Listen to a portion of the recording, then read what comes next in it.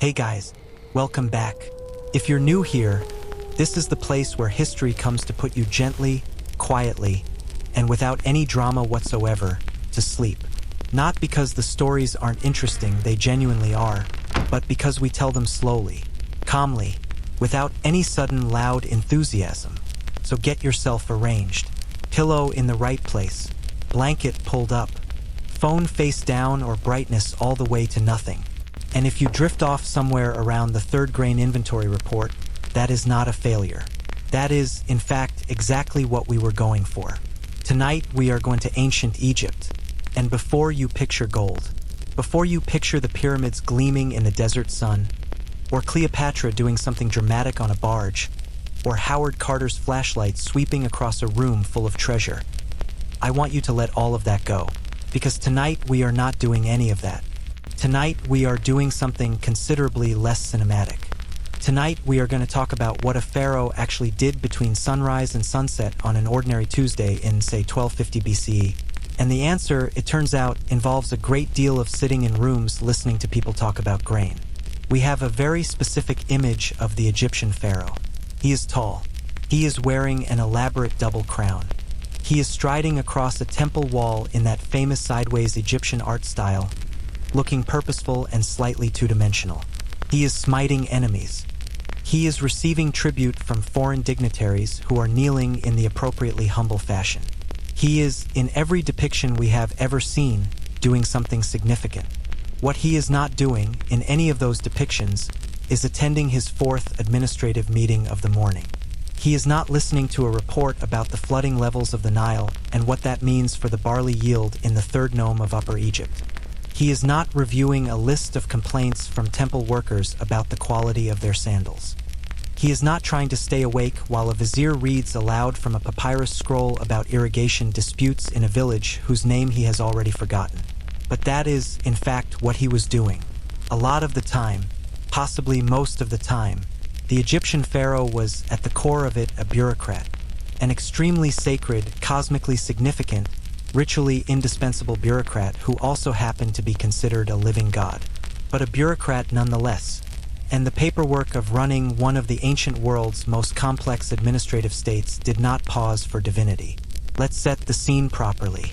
We are going to spend the next hour and a half or so inside the daily life of a New Kingdom pharaoh because the New Kingdom, roughly 1550 to 1070 BCE, is the period we know the most about, the period of Ramesses and Thutmose and Amenhotep and all the other names that appear on exam papers.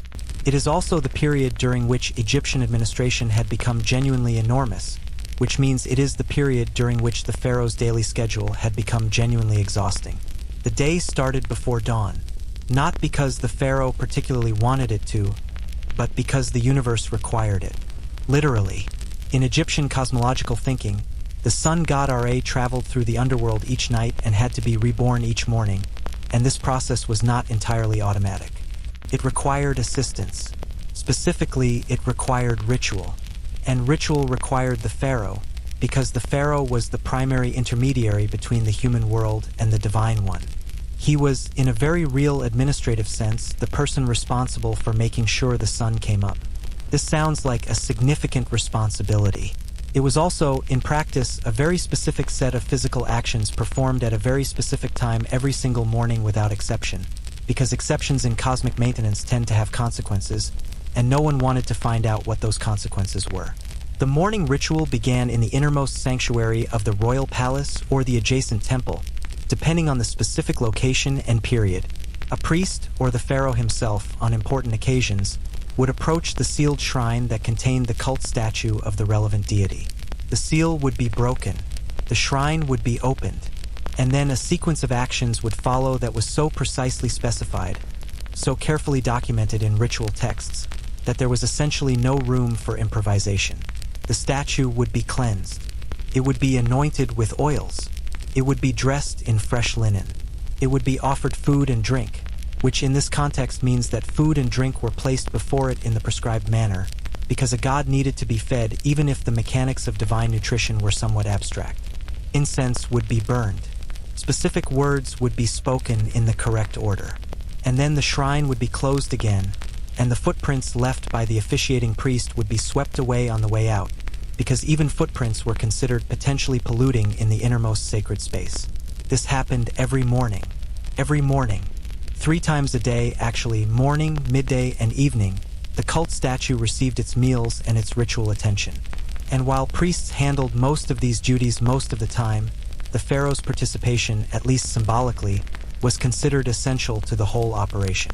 Every temple wall in Egypt showed the pharaoh performing these rituals. Not the priests, the pharaoh.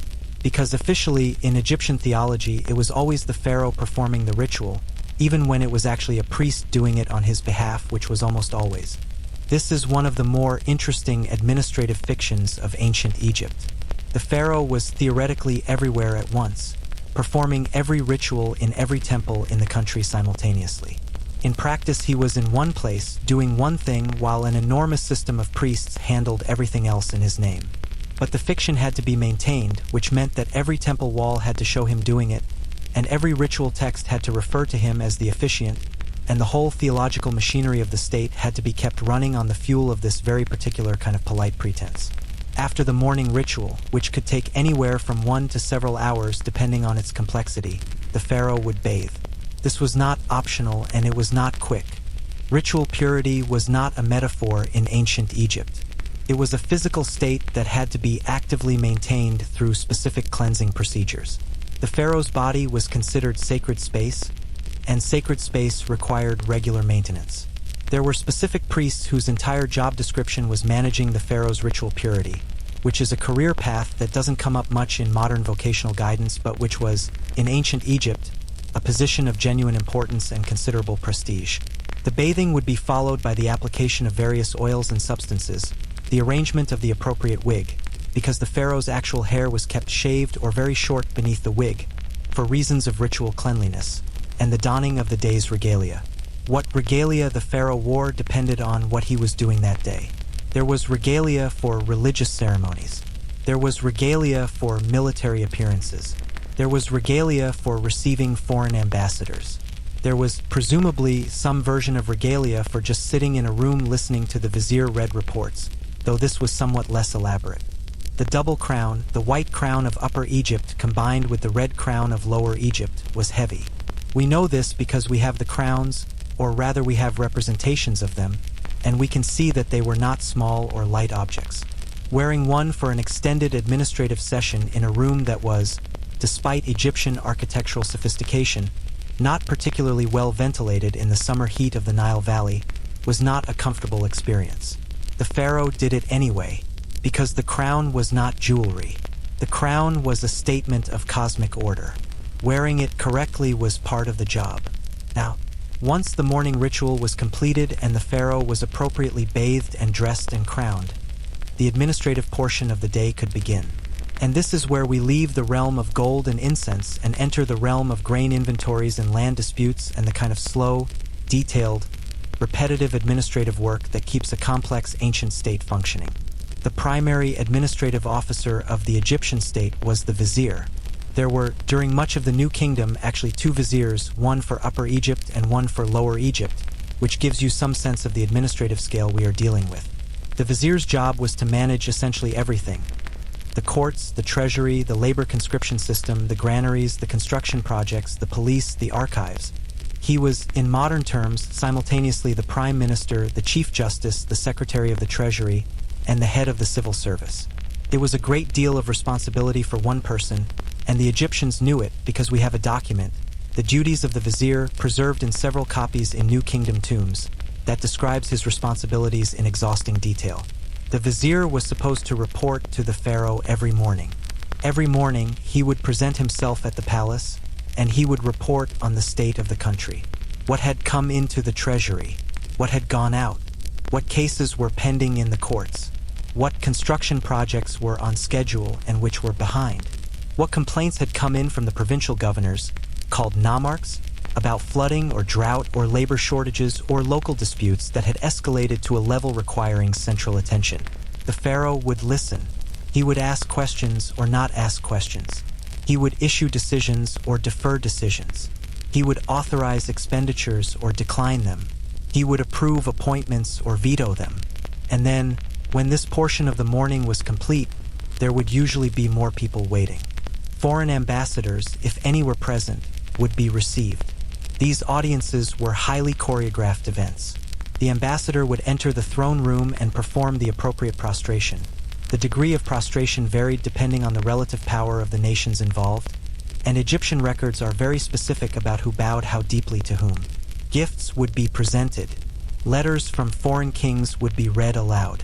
Responses would be formulated, which in practice meant that a team of scribes had already drafted the response and the pharaoh was approving or modifying it, but officially the words came from the pharaoh himself because he was the state.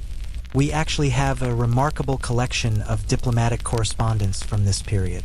The Amarna letters, discovered in 1887 at the site of Akhenaten's capital city, are a collection of around 380 clay tablets containing correspondence between the Egyptian court and the rulers of other Near Eastern states, Babylon, Assyria, Mitanni, the Hittites, and various smaller Canaanite city-states.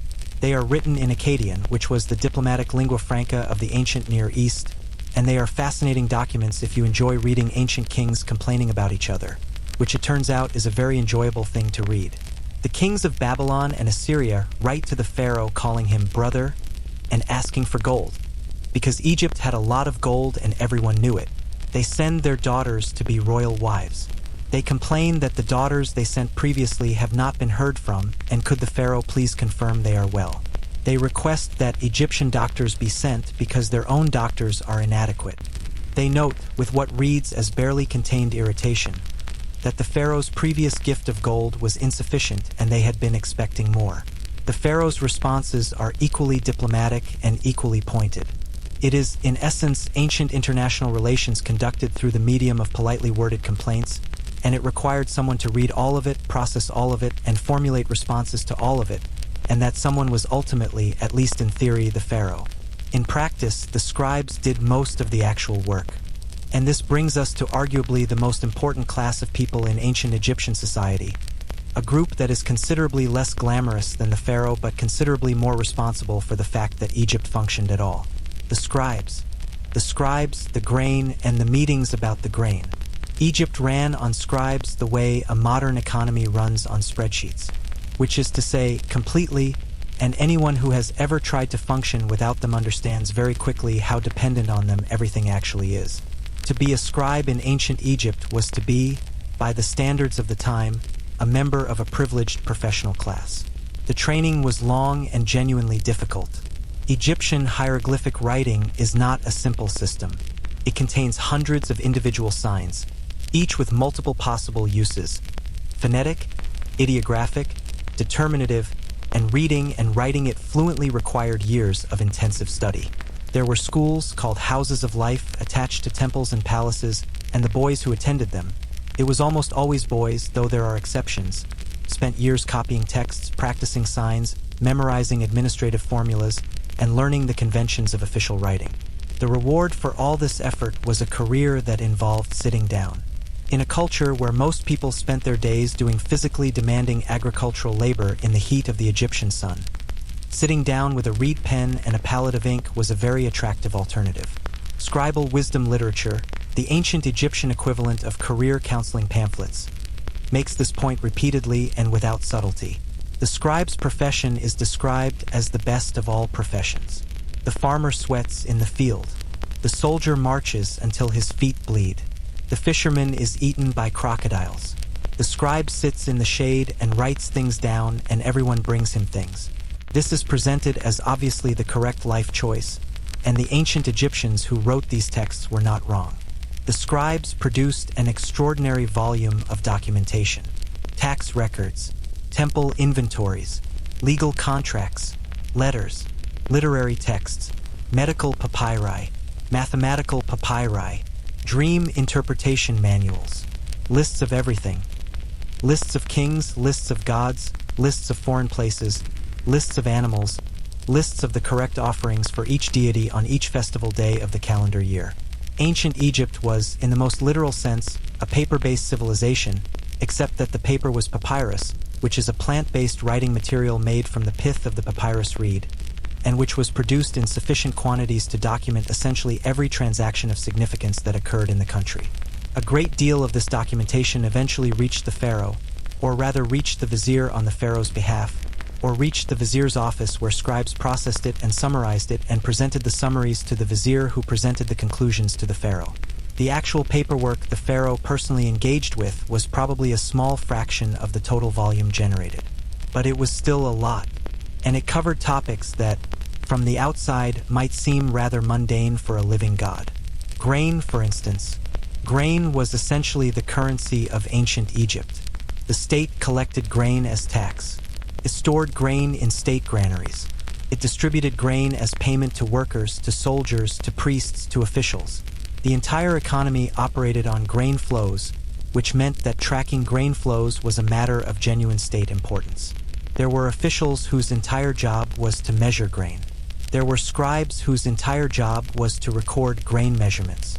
There were inspectors who traveled the country checking that the grain measurements had been done correctly. And all of this information eventually flowed upward through the administrative hierarchy toward the top, which is where the pharaoh sat, theoretically aware of how much grain was in every granary in Egypt. He was not actually aware of how much grain was in every granary in Egypt. That is an impossible quantity of information for one person to hold. But the system was designed as if he were, because in Egyptian administrative theory, the pharaoh was the source of all order, which meant all information ultimately belonged to him and all decisions ultimately came from him, even when they demonstrably didn't and couldn't. This is a tension that runs through the entire history of Egyptian governance. The ideology said one thing, the practicality said another, and the administrative class, the viziers and their deputies and the scribes and the temple officials and the provincial governors, spent considerable energy maintaining the fiction while actually running things in a much more distributed and pragmatic way. Let's follow the pharaoh through a specific portion of his day, say mid-morning, after the morning ritual and the vizier's report and before the midday meal. This is administrative hour, or rather administrative hours, plural, because there was a lot to get through. Court cases came to the pharaoh. Not all of them, most legal matters were handled at lower levels of the system, but significant ones, disputed ones, ones that involved wealthy or important people, ones that the lower courts had failed to resolve, ones that involved the royal estates or the temple estates or the military. These cases would be presented, argued, and decided. The pharaoh's word was law in the most literal sense, because there was no written legal code in ancient Egypt that stood above the pharaoh's authority. He was himself the law.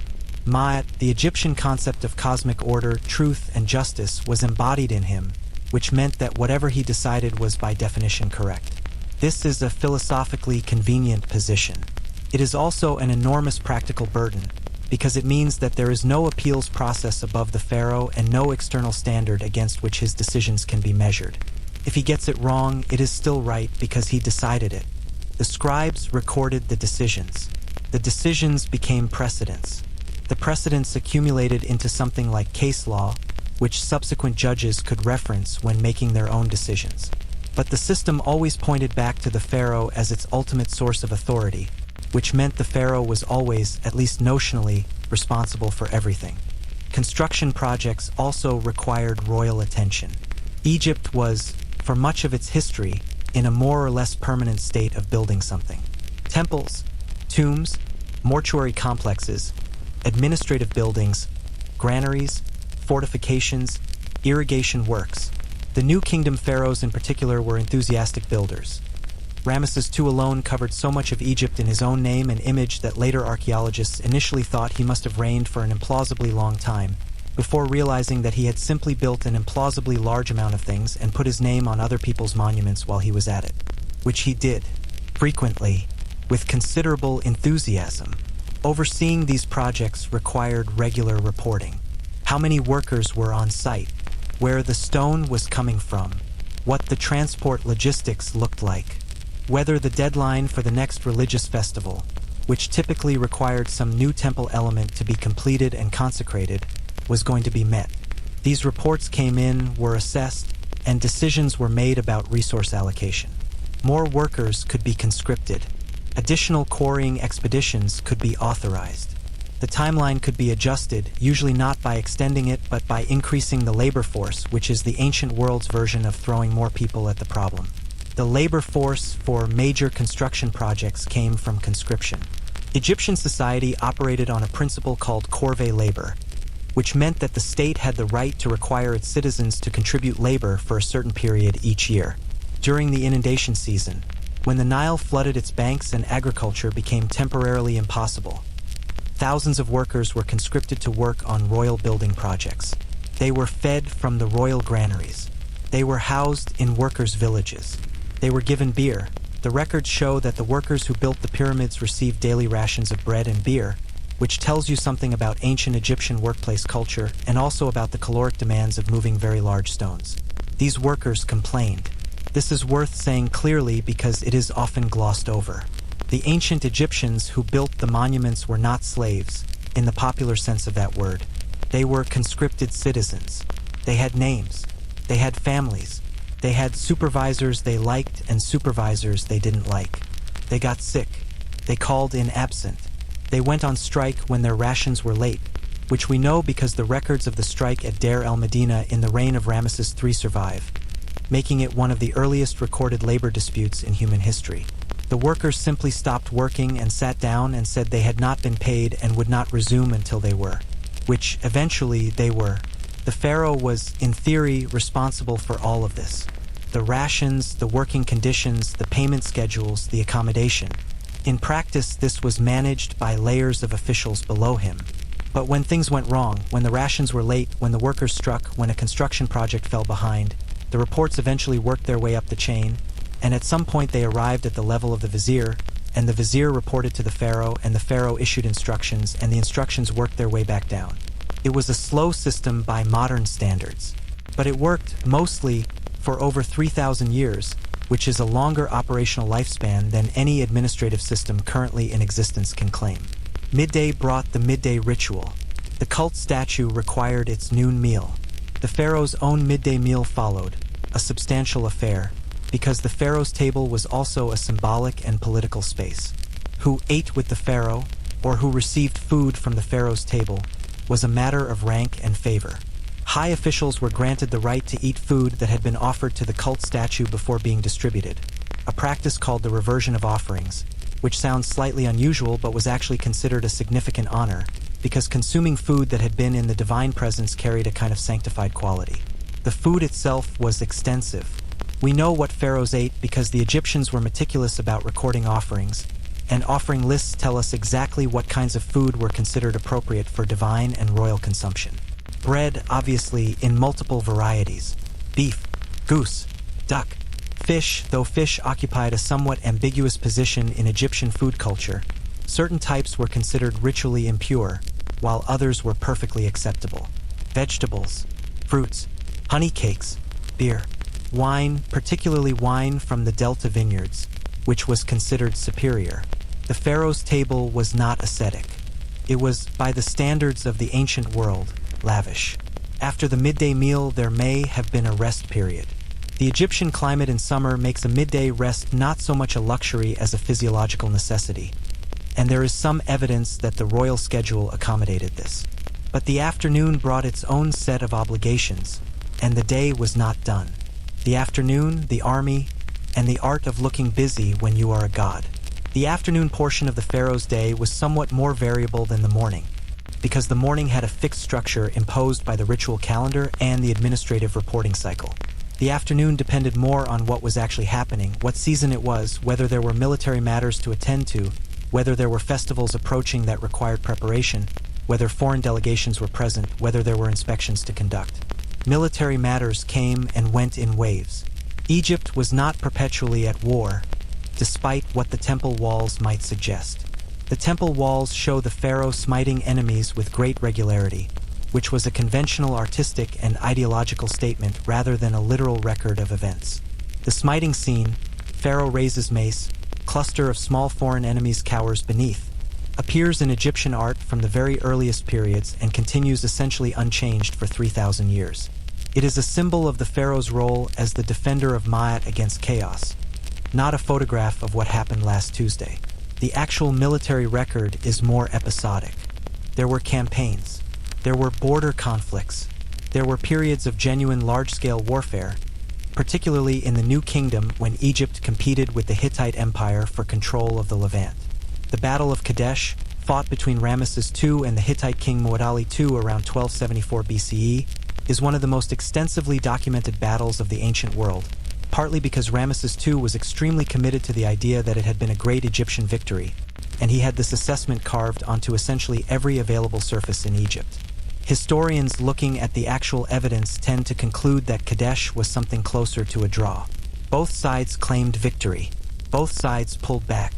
Eventually, about 15 years later, Egypt and the Hittites signed the world's oldest known peace treaty, a copy of which is displayed at the United Nations headquarters in New York, which is a pleasing detail about the long reach of ancient diplomacy. But on ordinary days, when no campaign was underway, the military aspect of the Pharaoh's afternoon might involve receiving reports from garrison commanders, reviewing troop dispositions, assessing requests for additional resources from the commanders of the border fortresses in Nubia or the Eastern Delta, and occasionally inspecting troops or reviewing military exercises, which served both a practical purpose and an important symbolic one. The pharaoh appearing before his soldiers in his military regalia was a statement of divine protection extended over the army, and the army found it reassuring, which was the point. The pharaoh's military regalia was different from his administrative regalia and different again from his religious regalia. The blue war crown, the kepresh, appears frequently in battle scenes and is one of the more visually distinctive elements of New Kingdom royal iconography. It is blue, which in Egyptian symbolic language was associated with creation and the primordial waters of the Nile inundation. It is covered in small circular discs. It looks, to modern eyes, slightly like a decorative colander, which is an observation that no ancient Egyptian would have found amusing because the crown was an extremely serious object, but which is nonetheless difficult to entirely suppress when you are looking at it. The afternoon might also include inspection tours of ongoing construction. The pharaoh visiting a construction site was not a casual event. It required significant preparation. The site had to be ready. The workers had to be in their places. The supervisors had to be prepared to present their progress reports. Everything that was supposed to be complete had to be demonstrably complete. The pharaoh would walk through or ride through in a carrying chair if the site was large and inspect and make observations, and the observations would be recorded by the ever-present scribes who followed him everywhere, because everything the pharaoh said was potentially significant and possibly precedent-setting and certainly needed to be written down. There is a particular quality to the image of the pharaoh on an inspection tour that I find genuinely interesting in a mild and slightly sleepy way. Here is a man who is considered a living god, the embodiment of cosmic order, the mediator between the human and divine worlds. And he is walking through a half-finished building looking at stonework and asking questions about load-bearing calculations. The sacred and the mundane are completely, utterly intertwined. There is no separation between the divine pharaoh and the project manager pharaoh. They are the same person, wearing the same crown, being followed by the same scribes, and the scribes are writing all of it down with the same reed pens. The late afternoon brought the evening ritual. The cult statue needed its dinner. The sequence of cleansing and dressing and offering was repeated in its evening form, slightly abbreviated compared to the morning version but no less required. The sun was going down. Ra was beginning his journey through the underworld. The ritual machinery of the cosmos needed to be properly engaged before darkness fell. After the evening ritual, the pharaoh's day moved into its domestic dimension, which is the dimension we know least about, because the Egyptians were considerably more interested in recording official and religious activities than private ones. The royal family, wives, children, various relatives, occupied a portion of the palace complex called the harem, which is an Arabic term applied retrospectively by modern scholars and which refers to the private residential quarters of the royal household rather than anything more specific. The organization of the royal household was itself a bureaucratic enterprise of considerable complexity, with officials and administrators specifically tasked with managing the provisioning, staffing, and day-to-day operation of the harem quarters. The pharaoh had multiple wives. This is not surprising given that royal polygamy was essentially universal in the ancient Near East, but the Egyptian system had its own particular structure. There was a great royal wife, the principal queen, whose title was distinct and whose status was significantly elevated above the other wives. There were secondary wives. There were women described as ornaments of the king, which is a title whose exact meaning is debated but which seems to indicate a category of royal companion. There were daughters of foreign kings sent as diplomatic wives, whose status within the household varied depending on the relative importance of their home countries and the current state of Egyptian relations with those countries. Children were numerous. Royal children received education, the royal nursery and the education of princes is mentioned in several texts. And the sons of high officials were sometimes educated alongside royal princes, which was both a practical administrative measure and a mechanism for creating networks of loyalty among the future ruling class. A boy who had been educated with the crown prince had a relationship with him that could be very useful when that crown prince became pharaoh, and both parties understood this. The pharaoh's evening meal was another significant event. Another ritual in its way, though less formalized than the religious ones. Food continued to arrive from the palace kitchens and the temple offerings. Wine was poured. Musicians played. There is evidence for a tradition of entertainment at royal meals. Singers, harpists, dancers, and the images of these performances that survive in tomb paintings suggest that they were considered aesthetically important rather than merely entertaining. Music in Egypt was not background noise. It was a meaningful activity with its own professional practitioners and its own relationship to the divine order. And then, at some point, the day ended. The pharaoh went to sleep. Presumably, we do not have detailed records of the royal bedtime routine, which is a gap in the historical record that is either unfortunate or perfectly reasonable depending on how you feel about documentation of ancient sleeping habits. What we do know is that the next morning, it would begin again, before dawn. The morning ritual, the bathing, the regalia, the vizier's report, the audiences, the construction updates, the grain reports, the diplomatic correspondence, the court cases, the inspections, the evening ritual, the meal, every day, for the entire reign, which in some cases was a very long time indeed. The ones who did this for 60 years, and what that actually looked like. Ramesses II reigned for approximately 66 years. 66 years.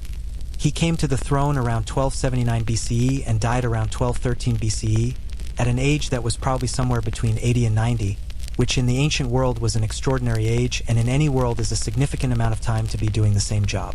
66 years of morning rituals. 66 years of vizier's reports.